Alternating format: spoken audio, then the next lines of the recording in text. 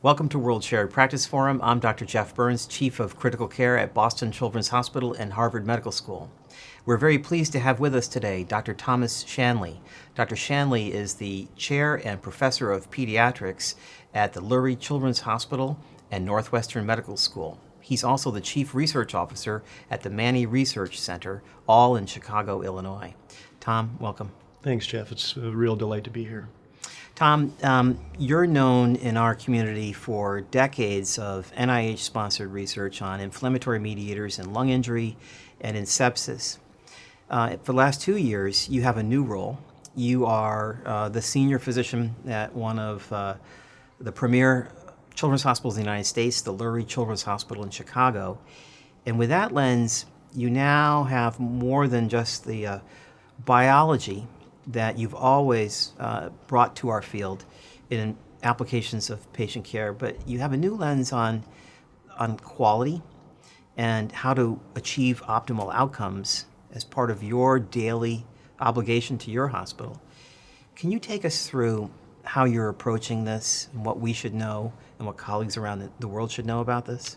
I'd love to, Jeff. Yes, I think that the scientific applications that I had worked on in the past were really one of the components of taking a more comprehensive approach towards trying to work to improve patient outcomes. And so what I would really like to do for the audience today is walk through some of those strategies that we've used. And I think one of the first components that you have to do is really understand a particular disease that bothers you, understand what the burden of that disease is, because it's important to really pick something important to want to tackle. I think the next component is making sure that you understand the pathophysiology, because understanding the pathophysiology is going to enable us to develop the guidelines and the tools of clinical management that direct one towards that pathophysiology that you're trying to reverse. So I hope that by doing so, I'll be able to also introduce some of the research understanding in my particular cohort of interests, children with sepsis, that have enabled us to begin to try to move the field further in terms of improving outcomes, because I think you're going to need a discovery platform to be able to build upon quality initiative and patient safety activity to really achieve optimal outcomes. And so I'll encourage, while I'll be talking about lung injury and sepsis, I'll encourage people to be thinking about their own particular cohort and how they might be able to apply such a comprehensive strategy to themselves. So Tom, could you take us through an actual case and how you would apply this? Sure. I'd actually like to go back to my own training when I was a resident and harken back to the patient population that would develop lung injury, and didn't know enough about how to manage those patients effectively, and yet had a very high mortality rate. So the typical patients that we would see at that time is one of the more recent cases that we dealt with, which was a 4-year-old who woke up after a couple of days of a typical upper respiratory infection with a runny nose and some coughing. On the morning that she woke up, her mom noticed that she was significantly febrile and breathing much faster than she had been before. When she contacted her pediatrician, given the description that the pediatrician heard, was referred into our emergency department. And by the time she got to our emergency department, she was noted to be febrile. Her heart rate was elevated with tachycardia, and she was breathing quickly, as the pediatrician had alluded to from that standpoint. On further examination, the clinicians in the emergency department hear some rales in the right base, and so given her presentation of fatigue and some additionally decreased peripheral perfusion and some modeling of her skin, she was initiated on a non-rebreather face mask and given some normal saline IV fluids, and a chest x-ray was obtained, which showed a fairly classic right lower lobar pneumonia. And so intravenous antibiotics are given to her. Timing of that is really critical. And then she's admitted to the intensive care unit with impending respiratory failure. And as is typical with many of these kids, as she progressed fairly rapidly, so even though she was on 100% oxygen, her saturation by pulse oximetry was reduced only in the mid-80s, and so the decision is made to endotracheally intubate her and put her on mechanical ventilatory support. In addition, her tachycardia continues to persist and her blood pressure continues to drop, and so she's given 120 cc's per kilo of normal saline fluid altogether over a period of time, and eventually vasoactive agents in the form of epinephrine to support her blood pressure are initiated. So this is a very typical clinical scenario of what we deal with all the time, and starts to give me the pause in terms of, okay, what's the burden of this disease? How often does it happen, and why does it happen? And understanding that hopefully guides our management principles as we move through things. So thinking about how we define the problem, it wasn't all that long ago when many of our colleagues sat down and defined what we meant in terms of the systemic inflammatory response syndrome, as well as sepsis, et cetera. The definition is specifically is less important than the concept of defining what you mean by your problem. Because once one's able to define that problem, such as sepsis, we're able to start to measure the burden of that problem. And so I think as many of our colleagues started to look at the epidemiology of sepsis on the basis of these definitions now, we realized that it was a much bigger problem than anyone had previously identified. And even today, I think it remains well among the top 5 causes of mortality in children in the U.S. It has a significant health cost burden from the standpoint of the cost. And when one thinks about sepsis around the world, and thinking about the combination of diarrheal illnesses, malaria, dengue, pneumonia, HIV and AIDS, we think about it's a significant global burden. So there's an estimate of over 600 deaths per hour and 11 deaths of children per minute when we think about the global burden. So I think one of the key things that take home for me is really tackle an important problem. And when we think about the epidemiologic burden of sepsis in children, it's a significant one to try to tackle. When I talked about the opportunity to then improve care, one of the important features is really understanding its pathophysiology. And as you so kindly alluded to, much of my early work in research was really understanding the fundamental interaction between the pathogen. In this case, the child ended up having Staph aureus, both from her sputum and her bloodstream. And more importantly, it was the host response to that pathogen that we understood was really critical to mediating the physiologic response to the infection that we so commonly see in our intensive care unit. And so we've learned a great deal about the initial cytokine response that occurs by the host in an attempt to both contain and eradicate the pathogen, as well as the mechanisms that resolve the inflammation. We've spent a number of years trying to understand the anti-inflammatory pathways that are responsible for counteracting the pro-inflammation that we so commonly see. As a result of that, immunologic and inflammatory response, however, is what we end up seeing as clinicians at the bedside. Understanding the immunologic and inflammatory response predicates then that clinical response that we see at the bedside is manifested by the shock, such as the patient in our case had on presentation. And so we know that the categorizations of shock include hypovolemic, cardiogenic, and then distributive shock. And the fun thing for me as an intensive care doc in managing shock is that, or septic shock, is that each of those is typically present when a child has sepsis. So we've understood from the endothelial injury and the induction of gap junction malfunction that endothelial leak leads to a reduction in the effective circulating volume. We also know from mechanisms related to cytokine production, probably most commonly TNF and interleukin-1, activating the inducible nitric oxide pathway that results in some reduction in the myocardial performance. So cardiogenic shock associated with sepsis is very common. But we do also know that the vasodilatory mechanism physiologically that's associated with that pro-inflammatory cytokine response really requires us to often increase the systemic vascular resistance with many of the vasopressor agents that we typically use. But one of the things that I think became most common in terms of early sepsis was the hypovolemia component of it and our need to want to fill the tank. Being able to give sufficient fluid resuscitation to restore effective circulating volume and normal perfusion pressure to maintain organ function. In thinking through that need to do that, it then moves me into the concept of, now that we understand the pathophysiology and what's needed from a management standpoint, how good are we at doing that? And so I hearken back to some of the early studies that looked at the importance of volume resuscitation. And I think it's clear that when we look historically at what we did, there was concern that volume resuscitations of kids in sepsis might contribute to worsening lung injury because of pulmonary edema, or potentially even cerebral edema because of a breakdown of the blood-brain barrier and vascular leak in the brain. We know from studies that were done decades ago now that neither of those actually happened, and that in fact, if individuals did aggressive fluid resuscitation, at that time defined as more than 40 cc's per kilo, that the outcomes were significantly improved. So there was clear data that suggested that we really needed to do aggressive fluid resuscitation from that standpoint. So it was in those kinds of observations that really led us to developing what the guidelines were for shock. And now those have been through a series of iterations, the most recent guidelines published in the last year or so.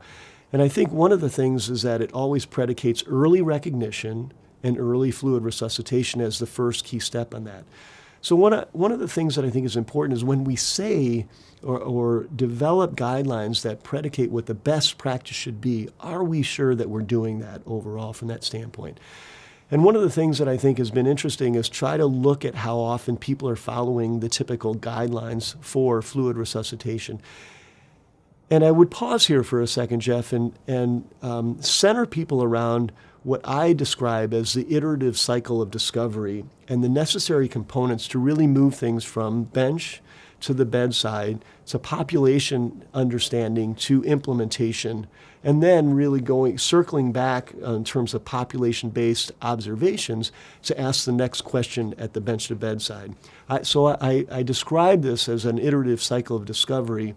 And I think individuals who do any kind of scholarly work and research can find themselves somewhere on that wheel contributing to the improvement in the knowledge that we have that predicates how we should do a better job of caring for kids that are critically ill. So if we step back then and look at the data that describes our success in implementation of practicing the guidelines, I hearken to a few studies that would demonstrate that those kids, as we looked at a group that were resuscitated by providers outside of the emergency room and looked at the outcomes from kids, it's clear that when one practices the AHA or the FCCM guidelines in terms of fluid resuscitation, there's a superior benefit to outcomes. And in fact, not only hemodynamic outcomes, but neuromorbidity was actually reduced substantially as well.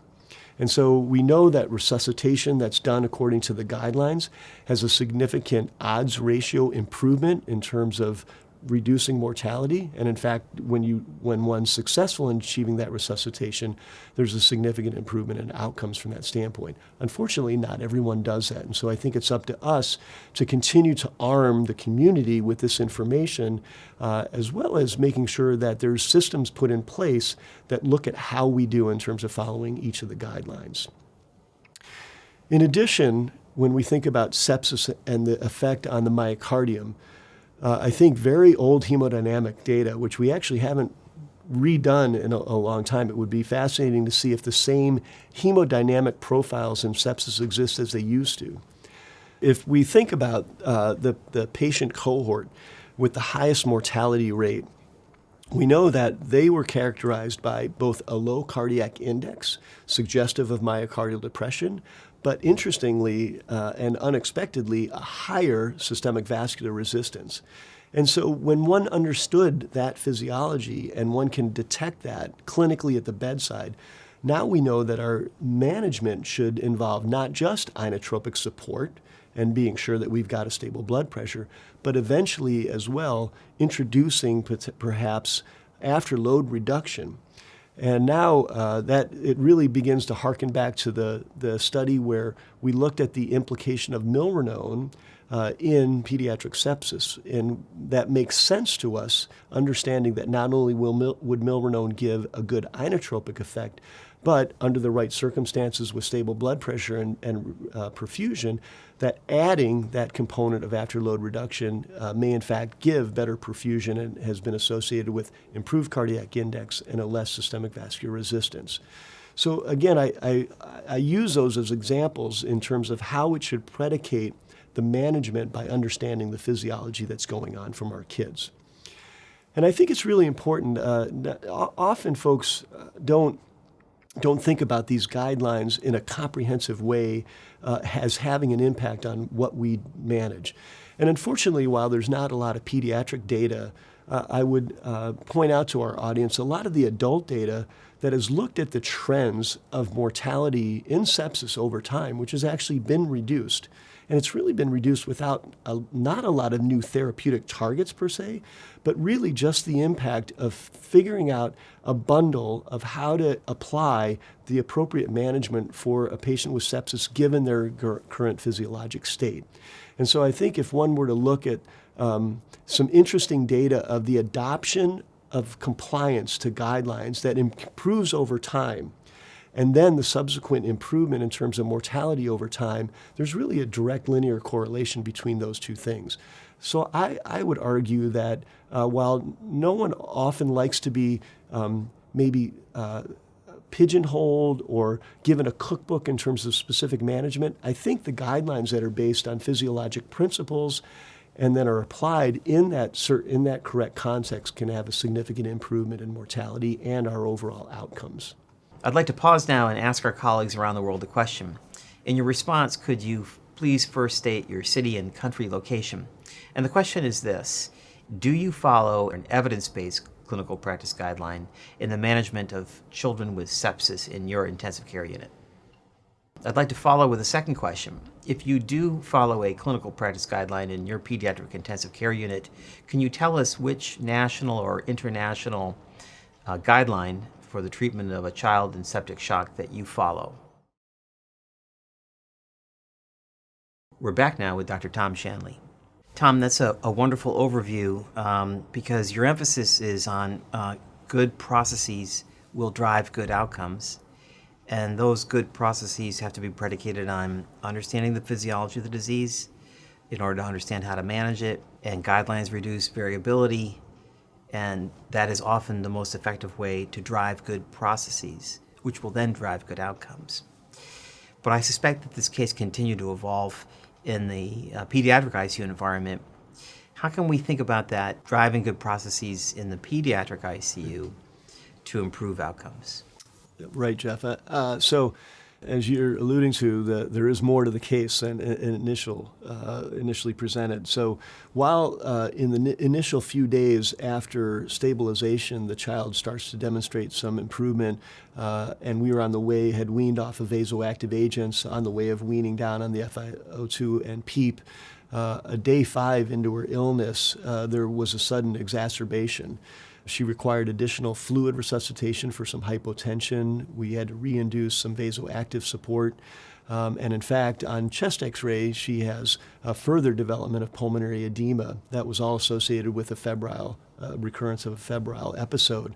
As we considered what was happening at this standpoint, then we worried about the development of a secondary infection complicating this initial process. And so I think it warrants us thinking through how we address this kind of scenario, both in terms of reducing the triggers to secondary infections. And then I want to dive into a little bit of specific research that may give us insight in terms of how critically ill kids might actually be immunosuppressed and therefore can't succumb to secondary bacterial infectious complications when they're in the setting of the ICU with us. And what I want to do in emphasizing both of these components of it is really give, from my standpoint, a key philosophical approach that we've adopted in terms of thinking about improving outcomes. You know, everybody opts for a theoretical best in terms of an outcome. If we think about sepsis, the theoretical best would be that 100% of kids survive. Somewhere there's a unit that works and has a best outcome that's known across a very broad range of outcomes from that standpoint. We would consider that center to possess the actual best, and each group, I think, should be looking at their current performance and trying to aim for what that best center is doing. And in order to do that component of it, I think requires quality initiative and patient safety activity. I think it requires units working together, sharing data and sharing outcomes and sharing best practices so that we can achieve what I would describe as the actual best current outcome from that standpoint.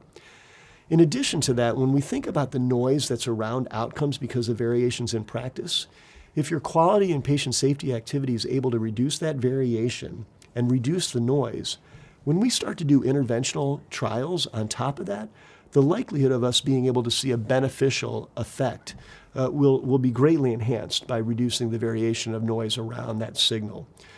So I try to encourage our clinician investigators to really think about the beauty of the importance of the quality initiative and patient safety colleagues that they're working with each day from that standpoint.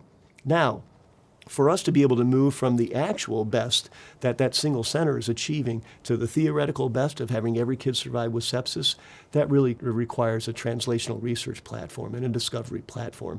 And so I think thinking through both of those domains and highlighting some of the work that people are doing and have done to have an impact on outcomes will sort of highlight what I'm trying to emphasize here as we go through this.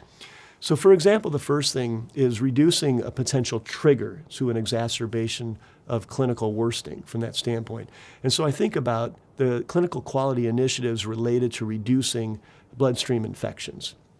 And so those of us that work in the pediatric intensive care unit, I think, are very fortunate to be in an environment where there's so much room for error, unfortunately, and such an extraordinary impact of that error in terms of outcomes that it really does behoove us to think carefully about the processes that we do put in place, as you were alluding to. I am really proud of our subspecialty a number of years ago of really kind of trying to take the lead in self-defining what we think those important quality outcomes should be. And the published work among those has been really trying to reduce central line associated bloodstream infections. And in thinking about this particular kid, the potential of her developing eclampsia as an explanation for her worsening is really one of many examples of the burden that we have of eclampsias affecting outcomes. And so there's a number of data that demonstrate both the increased length of stay as well as, frankly, the increased mortality that's associated with some of those complications. So as many people have done, there's been a lot of variation in terms of what people have done in terms of insertion bundles and compliance bundles. And both in terms of local environments, developing those protocols and developing an accountability structure for auditing the compliance with both insertion and compliance bundles has had a significant reduction.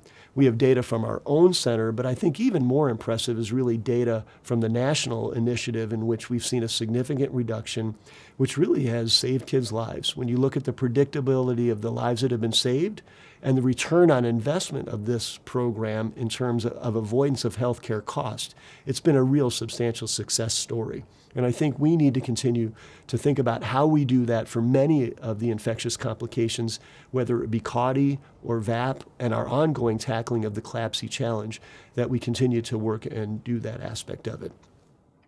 I think there's some interesting observational data as well from the European sites and the France that also suggest additional areas.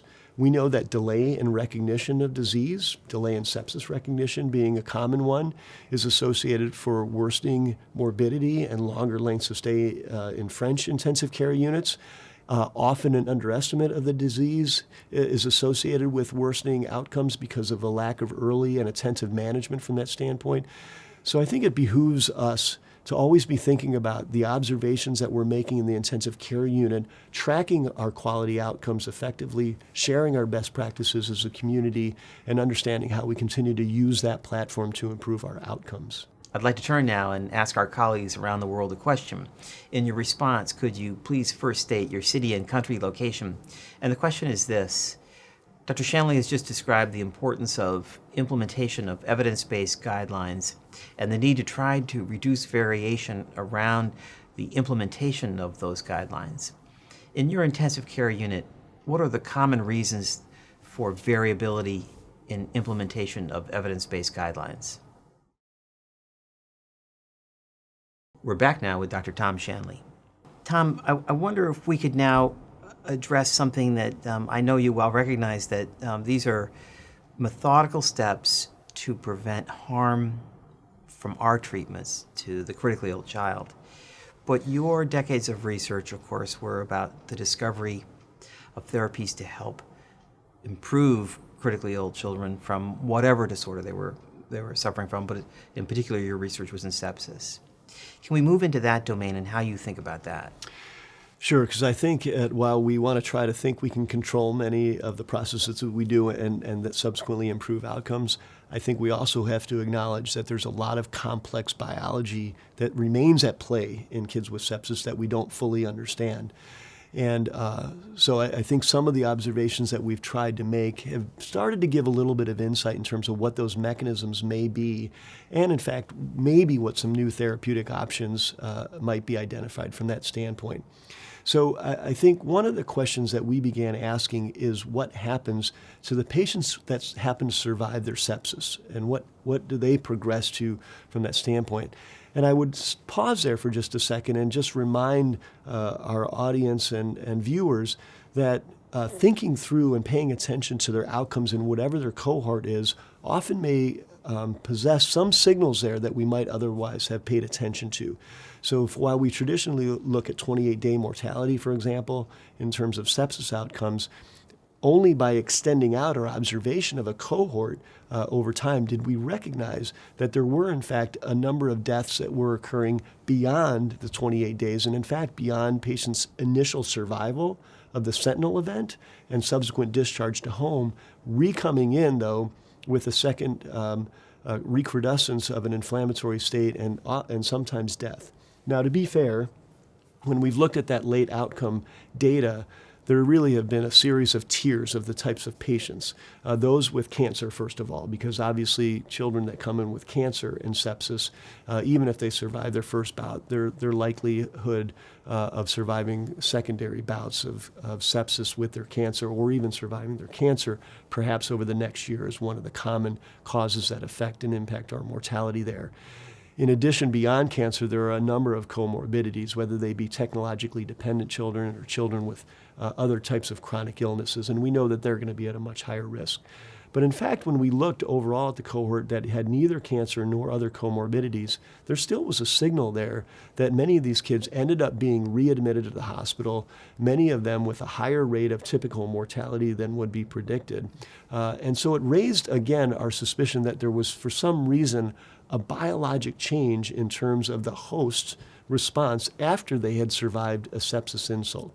And so in order to try to gain a little bit insight of that really led to the build of our translational research program, where part of that work was built upon looking at gene expression profiling. So it really takes us into a foray into our translational research program. And as you well know, this was really led in part by Hector Wong when we were partners together in Cincinnati, and he has continued to shepherd this study, really looking at gene expression profiling in characteristics of kids, both normal and those with sepsis, and in particularly those with sepsis who died. The gene expression profiling that we have done over the years has really identified some interesting observations. The first, for someone who studied interleukin-10 as a canonical anti-inflammatory cytokine, was that late in the analysis on the 72-hour sample, so 72 hours after admission to the intensive care unit, among all the pathways that was highest expressed, interleukin-10 was the one pathway that really popped out. So there's a signal suggesting there that in the throes of the resolution of this, early resuscitation and pro-inflammatory response that the kids come in with, there's this big signal of anti-inflammation at day 3, suggesting that there may be an opportunity to figure out whether kids are too immunosuppressed by circulating interleukin-10, for example. In addition, we always wondered, we'd always moved into the study thinking about genes that went up, and forgot that the gene expression profiling would tell us about genes that also went significantly down. And to our initial surprise, many of the pathways that we identified as being significantly repressed in the setting of sepsis, particularly among those that didn't survive, were immune-related pathways. So T cell, B cell, natural killer cell signaling pathways that both upon admission and at day 3 sampling showed significant repression of their gene expression pattern.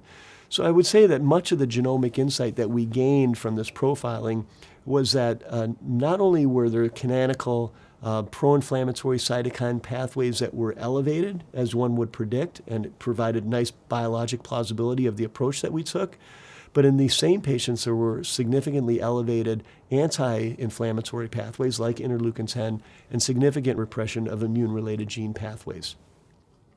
So then the question became is how might we be able to garner this insight in terms of looking at functional immune responses?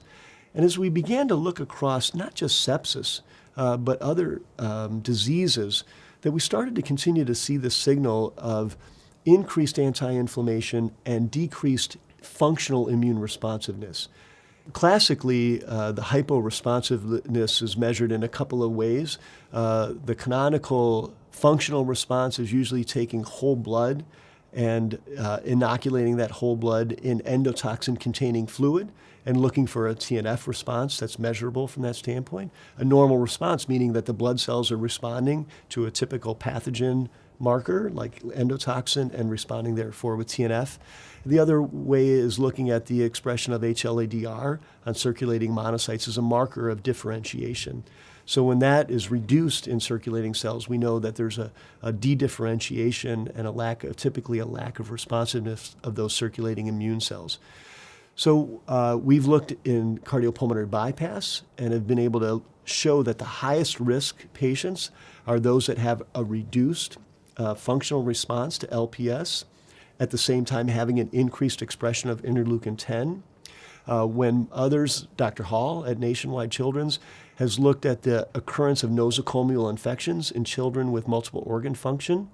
We've noted that those, again, with low HLA-DR expression and simultaneously low TNF response to endotoxin challenge are the ones that's the cohort that's at the highest risk for having nosocomial infections. And in fact, is almost where all the subsequent deaths were.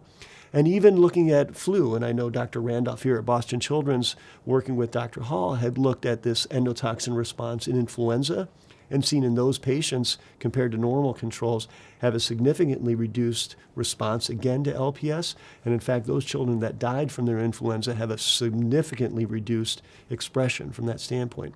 So it gives us a clue that there's something really critical about this hypoimmune functional host response that actually creates a signal to knowing that that patient cohort is probably at risk for poor outcomes, whether it's the development of nosocomial infection risks and subsequent organ failure or death. I think it's a patient cohort that if we actually had that information, we probably would pay attention to that and think about managing those kids in a different way. That's a way to improve outcomes that we really haven't begun to address yet from that standpoint. So I want to just dive in real quickly, if I may, to our newer area that we're working on in terms of our research, which is why is that functional response happening? And when one thinks about it, basically, that there's a stimulation of a gene expression profile that should be happening that's not. And so it pointed us to think through, well, what are the mechanisms by which genes are expressed? And so we know that there's a number of transcriptional machinery aspects of it where promoter activities to drive the mRNA transcription might be altered. We know on the back end that there's also the stabilization of mRNA that occurs at the 3' untranslated region.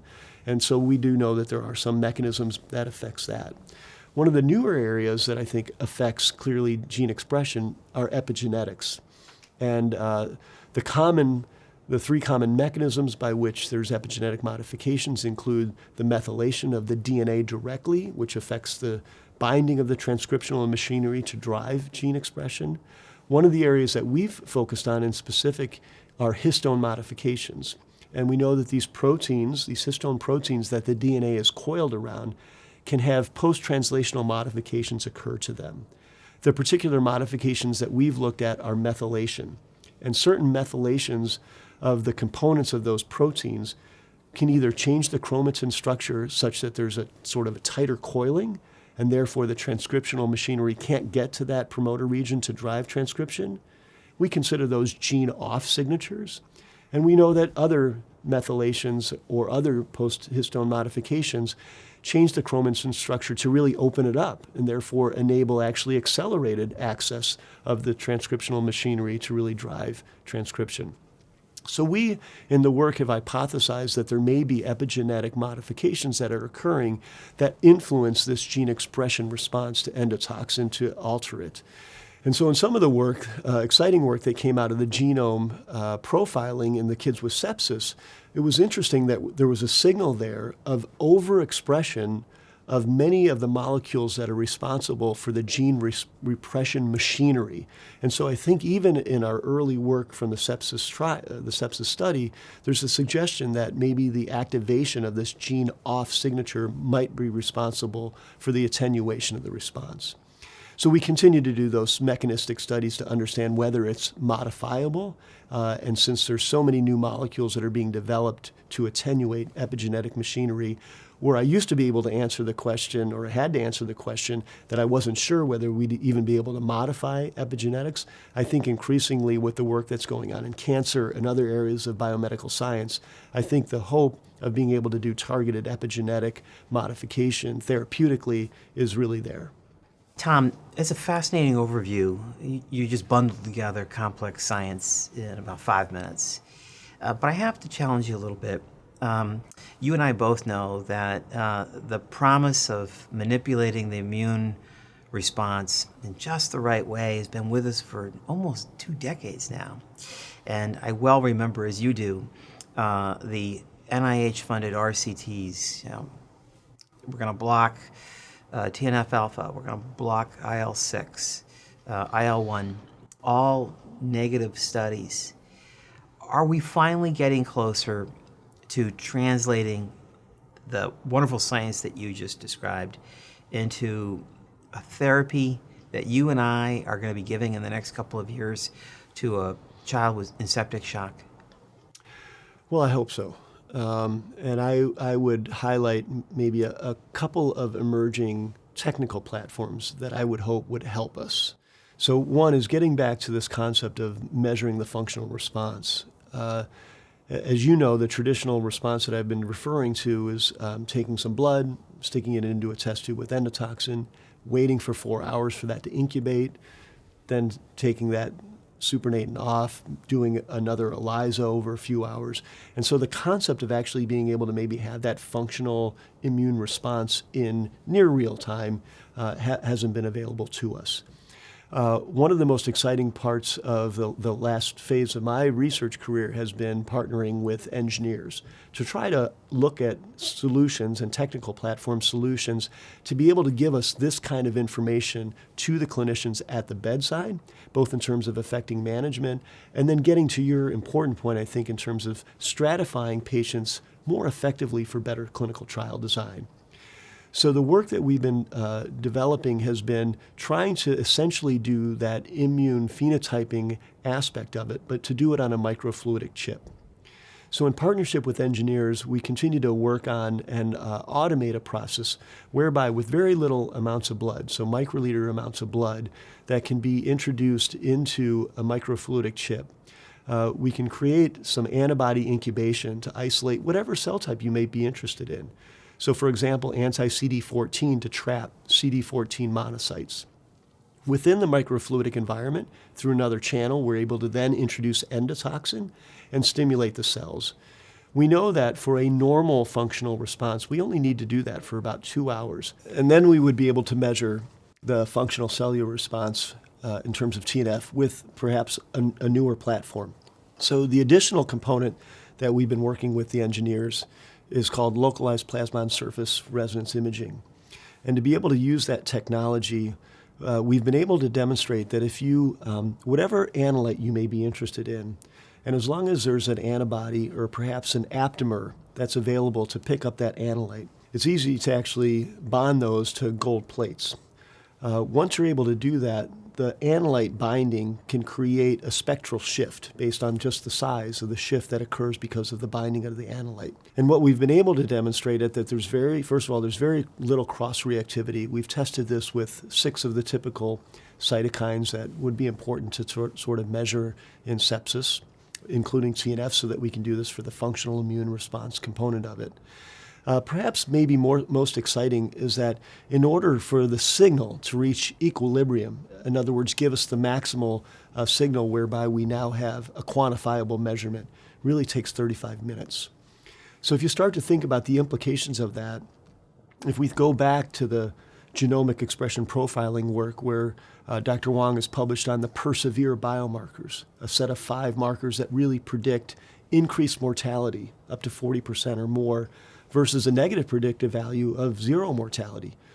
We can get that information at the bedside within 35 minutes. And wouldn't that be a much better way to stratify our patients into a potential immune modulating therapeutic trial from that standpoint? In addition, now instead of taking a 4-hour incubation and then another 4-hour ELISA, we might be able to have the functional immune phenotyping in your hands within a few hours instead. And because both of them are done on such very little fluid amounts, we could do those certainly on a daily basis, but maybe even on an hourly basis from that standpoint. And I do think that implication of the microfluidic approach with the low volume of blood that's required to get this information could potentially be transformative for neonates and the neonatal intensive care unit management, where sepsis also is a major challenge from their aspect. So my hope is that as we further refine, automate, and scale these types of platforms, I think there's going to be an opportunity to have point-of-care tests that will give us information that helps us manage the patients that we see on a daily basis in the ICU more effectively.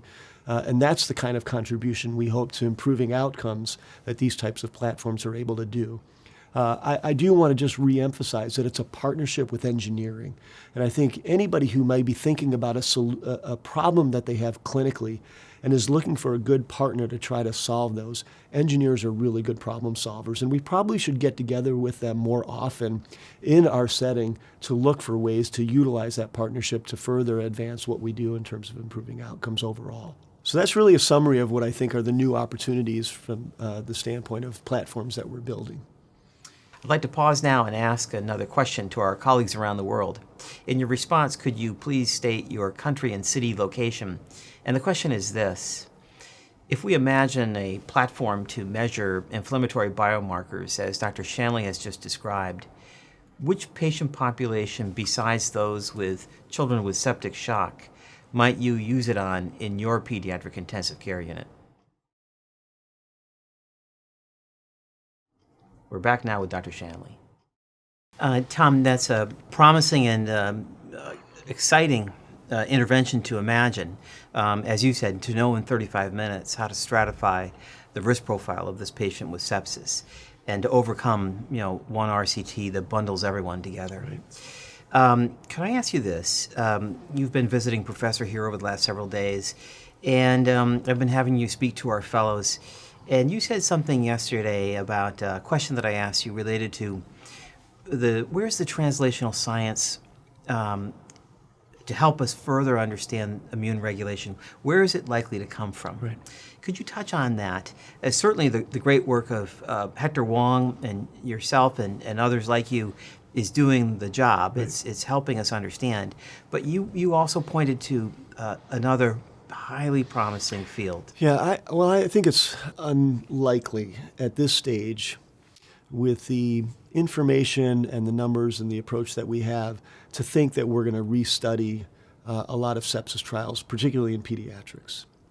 What I would predict is that the emergence of immune therapies for cancer, in particularly CAR-T therapies, where we have all begun to start to observe this hypercytokine response that appears at least in part to be driven by interleukin-6 and probably interleukin-1, might afford an opportunity for us to think operationally about, here's a kid that appears to be in a cytokine storm.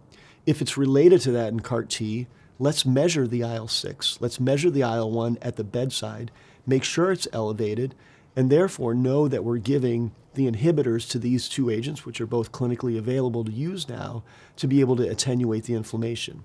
If the same scenario is there and neither of those cytokines are elevated and we're in a sort of a traditional pathogen-driven perhaps response where we know steroids might be important, we may have to sacrifice, if you will, the CAR-T therapies with steroid use, but be able to try to salvage the kid from their septic shock from that standpoint.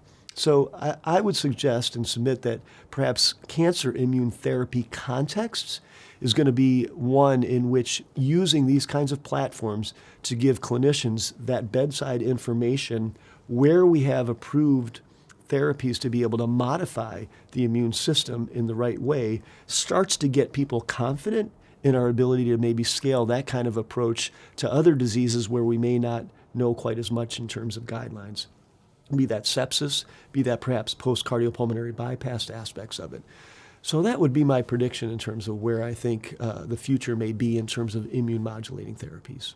Well, Dr. Tom Shanley, I'm sure I speak for colleagues around the world in first saluting you for the research that you've done over the last several decades, but for this talk today, which challenges us to focus on things that are right in front of us and standardizing our processes and working hard to make sure that we execute process as best we can to drive good outcomes, and then taking us forward into a time not too far away, we hope, where we can see how new advances from the research you and others have been doing could actually allow us to improve outcomes even more. So for all of this, we thank you for joining us today on the World Shared Practice Forum. It's my great pleasure, Jeff. Thanks for the opportunity.